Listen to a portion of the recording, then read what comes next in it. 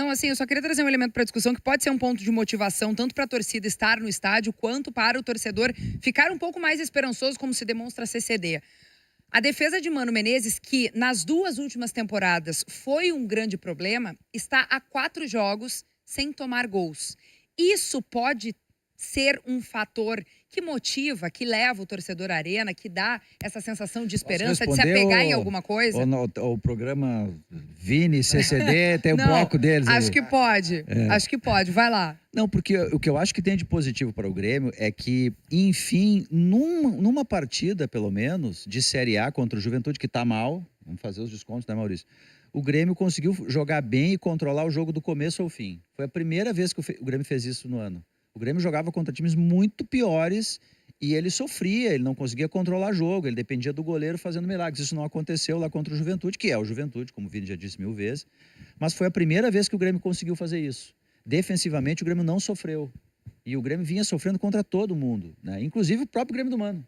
Sofrendo mais no começo, naquele jogo com o Santos, que o Maurício cita muito. Santos ganhou, e Bahia, ele ganhou jogando menos de quem ele derrotou. Então assim, eu acho que é isso que pode levar o torcedor a ter um pouco mais de esperança. Ele está desconfiado. Claro que o torcedor do Grêmio está desconfiado pelos motivos que o Vini disse ali. O Grêmio joga bem, aí depois não consegue manter. Mas há muito tempo, ou melhor, esse ano o Grêmio não tinha vencido uma partida e controlado o jogo sem sofrimento do começo ao fim. Mesmo contra um adversário mais fraco como o Juventude. Então, assim, tu pega um torcedor, o Munari, que tá tomando pancada o tempo inteiro, jogando mal contra o São Raimundo e não consegue ganhar de ninguém, não consegue ser forte contra ninguém. Ele consegue ser forte uma vez e não sofre, ele, opa, de repente eu posso dar uma sonhadinha um pouquinho aqui. É isso que eu acho que vai levar o público ao estádio, entende? É o jogo com o Juventude. Mas eu tenho uma frase que é anterior a todas essas análises, que é o fato do Grêmio, pela primeira vez, ter conseguido descansar com o Mano Menezes. Primeira vez. Tá, eu acho que esse é um ponto. Mas, entendeu? Assim, o Grêmio não tem... também vão descansar, né? Por isso que os outros também vão descansar. Não, eu sei que o Corinthians vai descansar, só que uma das análises do Grêmio foi exatamente essa. O Grêmio troca de trabalho no jogo contra o Mirassol e de lá pra cá bate quarta e domingo. Tá, mas não é isso que vai levar o torcedor para o estádio, mais torcedores ao estádio do que antes. Ele vai porque o cara viu um jogo antes. Não, né? eu sei. Que o time, puxa, pela primeira vez eu não sofri. Que na verdade são 3 jogos. O que vai acontecer depois são é outra 3 história. jogos. O Grêmio veio de 3 vitórias consecutivas sem tomar gol, não é isso? Mas contra o Esportivo Luquinho não dá pra contar, são 4 né? jogos sem tomar gols, Sim, mas falando da eu defesa. acho que são 3 vitórias, né? São 3, a do Bahia, o Luquinho e o Juventude. Mas o Luquinho eu não contei, por isso que eu não fui. A Kelly perguntou, tantos jogos sem tomar gol. Contra o Esportivo, o Luquinho não dá pra contar, né, gente? Aquilo ali não tem cabimento. O jogo bom foi o Juventude. Não dá pra contar. Não, mas tá na estatística Só ali, que né? o Grêmio já perfeito, tinha tido. Mas é que aí a gente tem que olhar, por exemplo, contra o Luquinho jogou o Gemerson. Contra o Luquinho não existe, não dá. Os caras jogaram com o goleiro reserva, o centroavante titular não jogou, terminou o jogo com 2 a menos. Aí não dá pra contar. Eu coloco um outro jogo bom do Grêmio no ano e por isso que eu não tenho essa confiança tanto no Grêmio, porque o outro jogo bom do Grêmio no ano foi contra o Juventude também. O 2x1 aquele da semifinal. Né? Não, foi todo. O jogo foi pra 4x1, César. O Grêmio teve um pênalti que não foi marcado, o Grêmio teve um gol anulado daquelas coisas do VAR brasileiro, que hoje a gente viu, né, na Nations, né?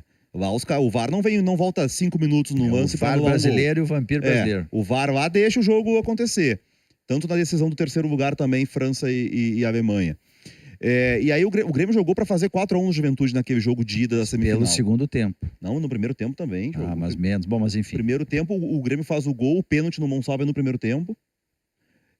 E o Grêmio empate, depois depois do pênalti não marcado. Isso, que tem o gol é um gol que o Balba desvia em 2 jogadores, é um ataque isolado do Juventude. Eu lembro de ouvir o César, eu acho que era Planeta Atlântica que a gente estava indo, aquele sábado tinha aquele jogo, e o César diz que o gol é impacto do pênalti não marcado, que não era nem raiva, o estádio estava só perplexo. E tava, né? E que pegou o time e o Juventude faz o gol em cima. Impressionante. Pra mim, a grande diferença é essa. O time ficou ali, parecendo anestesiado. Sim, teve uns 15 minutos ali que o Juventude até podia ter feito gol. Então, por isso que eu não teve chance de virar, né? É por isso que eu não fico tão confiante em relação ao Grêmio, porque o nível do adversário, o Juventude hoje, só o Sport é pior que o Juventude no Brasileirão.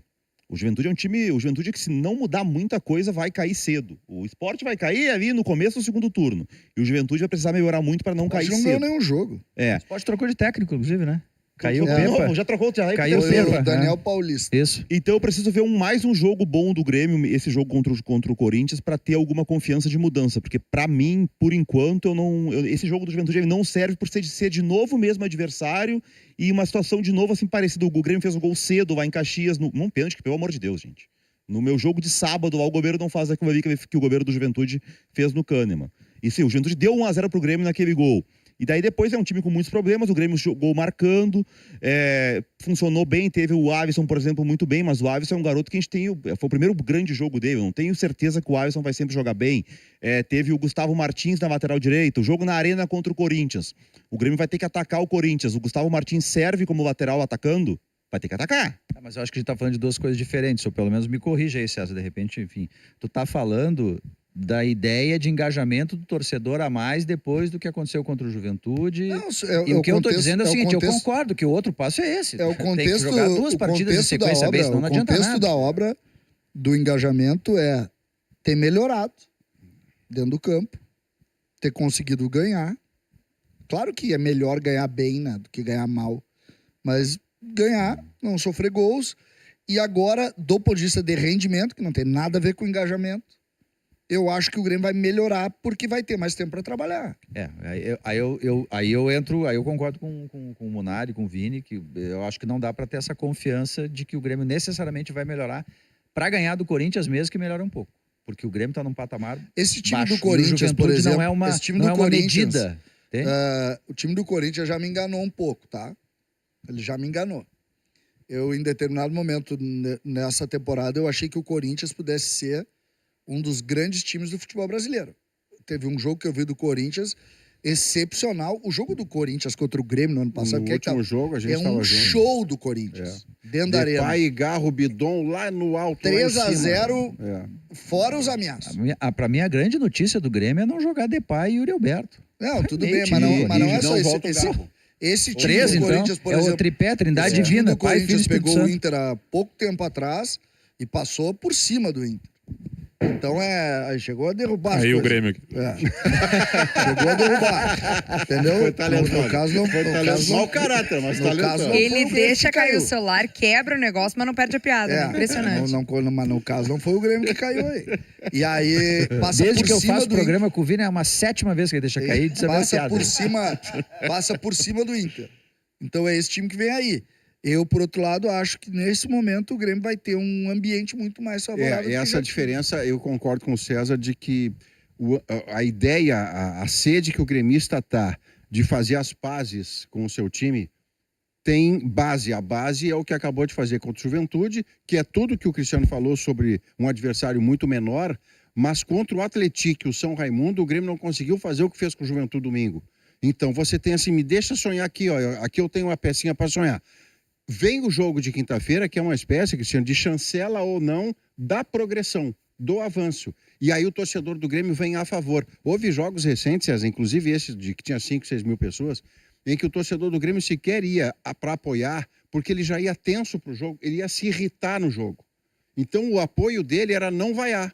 Eu lembro que algumas das partidas que o Grêmio jogou mal, inclusive ganhar do Santos, jogando menos que o Santos, o Grêmio jogando uma bola horrorosa e o estádio quieto, Kelly. Sim. Ao invés de vaiar, o pessoal suportou em silêncio. E quando terminou a partida, comemorou a vitória. Agora não, com Juventude você tem uma faísca, que depois é que você vai ver para que lado vai. Ó, olha aqui, ó, eu peguei aqui, tá? Olha, vê como o futebol ele é curioso, né? Olha o time do Grêmio que tomou 3 do Corinthians e não viu a cor da bola.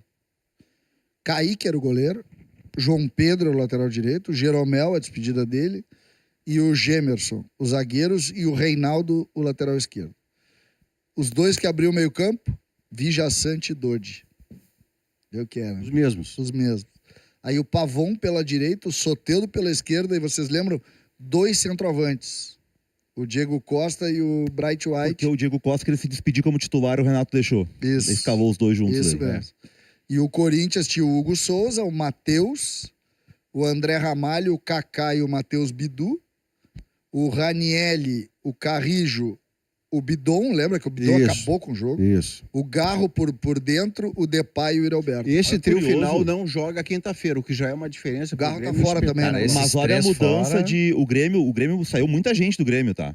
O Corinthians, os 11 que começaram o jogo estão no Corinthians ainda.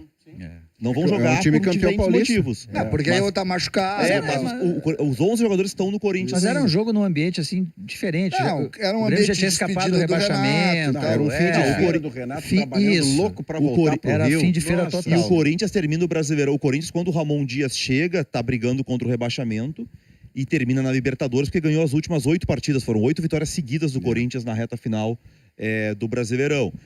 E depois ainda o Corinthians ganhou o Paulistão em cima desse super Palmeiras do Abel Ferreira.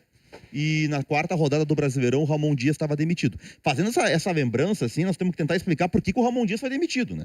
Porque o Corinthians demitiu o treinador na quarta rodada do Brasileirão, depois de ganhar o Paulistão e de terminar o Brasileirão do ano passado. Saiu na desse pré da jeito. Libertadores. Saiu né? na pré da Libertadores. Mas assim, E é morreu na pouquíssimo, Sul-Americana né? depois. É, e morreu nem Não, mas a Sul-Americana a já ia ser o repescagem Ramon. da Sul-Americana ele pegou. Já na sua já ser o Ramon. Mas ele começa com o Ramon, eu tô errado. Não, o Ramon cai na. Depois ali, é quarta rodada, eles perdem o jogo. Porque contra o Inter é quinta ou sexta rodada, já é a estreia do Dorival. E tem alguns jogos com o interino, assim. A queda do Ramon Dias foi muito mais uma questão de grupo. Lembra que tem uma entrevista que o Depay critica a forma Isso. de marcar do time, que Isso. não estava bem coletivamente. Exatamente. E foi esse presidente que já estava correndo o risco ali de impeachment, que também tomou uma atitude para agradar a torcida, para tentando ali se segurar de alguma forma, apoio do conselho e tal.